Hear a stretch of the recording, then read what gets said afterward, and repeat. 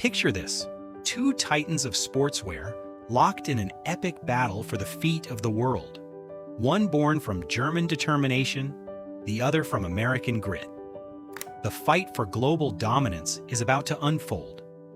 It all started with two brothers in a small German town who shared a dream of perfect shoes until life pulled them apart in the most heartbreaking way.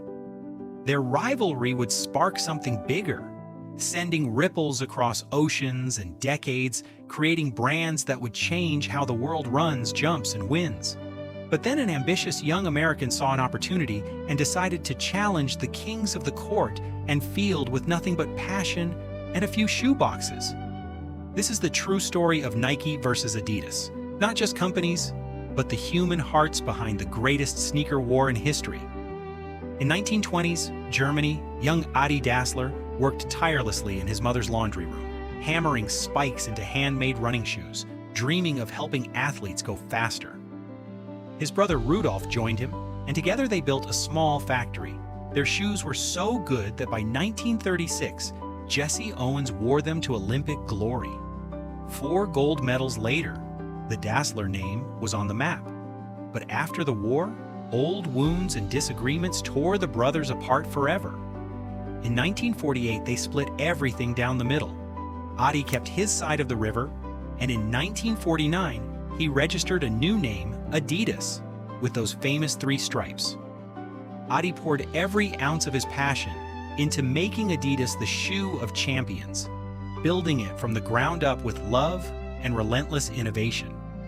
Meanwhile, halfway across the world in 1964 Oregon, track coach Bill Bowerman and his former runner Phil Knight shook hands over a crazy idea.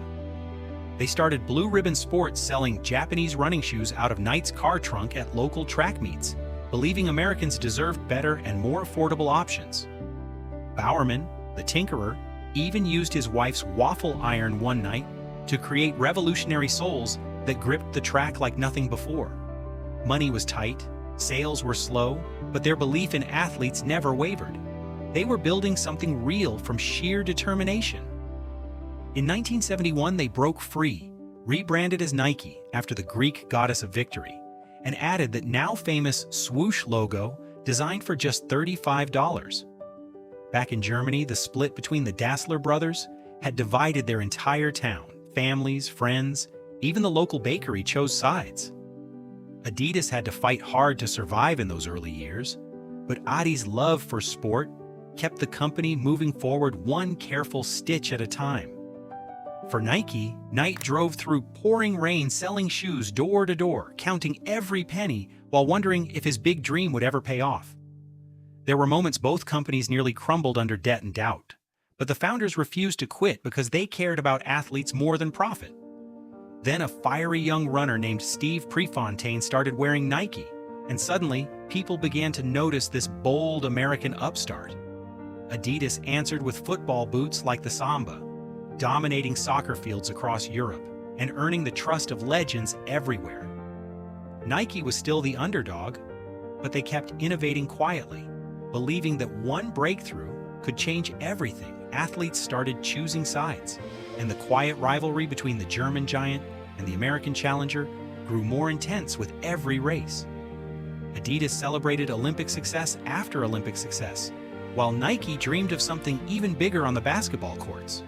Both sides had faced heartbreak and near failure, but those struggles only made their passion burn brighter for the battles still to come.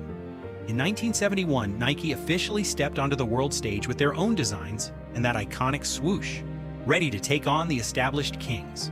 They debuted their shoes at the Olympics, and suddenly Adidas had real competition from this hungry new brand that refused to play by old rules. Bowerman's waffle sole became legendary, giving runners better traction and helping Nike carve out its own identity through pure ingenuity. Adidas kept pushing football and track innovations, while Nike experimented with lighter materials, each side inspiring the other to do better. Nike even passed on an air cushion idea at first, but later brought it back stronger, showing how persistence fuels true breakthroughs. Then in 1984, everything changed when Nike signed a young basketball phenom named Michael Jordan and created the Air Jordan line. Those shoes didn't just sell, they exploded into a cultural phenomenon, turning Nike into a global powerhouse almost overnight. Adidas fought back hard on soccer pitches and with Olympic sponsorships, proving their three stripes still ruled certain fields. In 1988, Nike launched the Just Do It campaign, and suddenly the whole world felt empowered to chase their dreams in those shoes. This was the turning point. The rivalry had escalated into something beautiful, pushing both brands to heights neither could have reached alone. Nike expanded factories and product lines across America, turning their underdog story into a worldwide movement of athletic excellence. Adidas conquered Europe and beyond with soccer boots and lifestyle appeal, becoming the heartbeat of football culture everywhere. Both companies signed the biggest names in every sport, turning athletes into legends and shoes into symbols of victory. Nike acquired brands and pushed boundaries in design while staying true to their innovative roots. Adidas answered with revolutionary cushioning like Boost, giving athletes new ways to perform and feel unstoppable. Their footprints now covered every continent, from city streets to Olympic tracks, shaping sports culture globally. Stadiums filled with fans proudly wearing both brands, the friendly competition only making the games more exciting. Behind the scenes, the two companies developed quiet respect, each driving the other to keep innovating for athletes. New technologies flew off production lines faster than ever, because the battle never let either side rest. Today, athletes everywhere benefit from this decades-long rivalry that turned simple shoes into tools of greatness. Nike stands as one of the world's most valuable brands, built from a car trunk and pure belief in human potential. Adidas remains a European powerhouse, beloved for its heritage and continued dominance in football and lifestyle. Both have created billions in value, but more importantly, they've inspired generations to move, compete, and dream bigger. The real winners aren't just the companies, it's every athlete who laced up and felt unstoppable because of what these two rivals built.